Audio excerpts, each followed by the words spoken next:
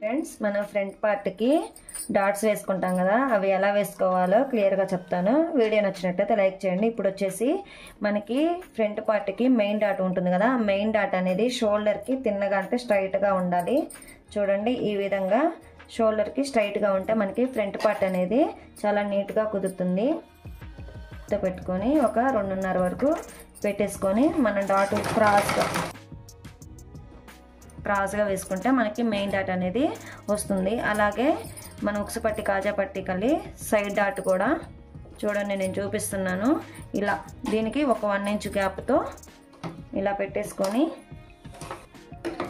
ఒక 1/4 inch margin పెట్టేసుకొని ఇలా ఒక 2.5 ఇంచ్ వరకు వేసుకోవాలి. ఇది మనకి ఎంతైతే డాట్ మెజర్మెంట్ ఉంటుందో ఈ డాట్ కూడా అంతే మెజర్మెంట్ పెట్టుకొని వేసుకోవాలి. ఇప్పుడు చంక వైపు డాట్ వచ్చేసి మనకి మెయిన్ డాట్ ఉంది కదా, ఆ మెయిన్ డాట్ ఇలా పెట్టేసుకొని చంక వైపు ఇలా పట్టుకుంటే మనకి స్ట్రైట్గా అంటే ఇట్లా సాగకుండా స్ట్రైట్గా ఉంటే అక్కడ మనకి ఈ చంక డాట్ అనేది వస్తుంది. ఇక్కడ కూడా ఒక 1/4 ఇంచు మార్జిన్ పెట్టుకొని ఒక 3.5 వరకు మార్జిన్ పెట్టుకొని క్రాస్గా స్టిచ్ అనేది వేసుకోవాలి.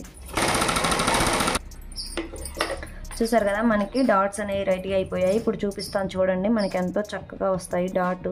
మనకి షేప్ అనేది ఇలా కప్పుగా ఇలా వస్తే మనకి కరెక్ట్గా ఫ్రంట్ అనేది మంచిగా వస్తుంది.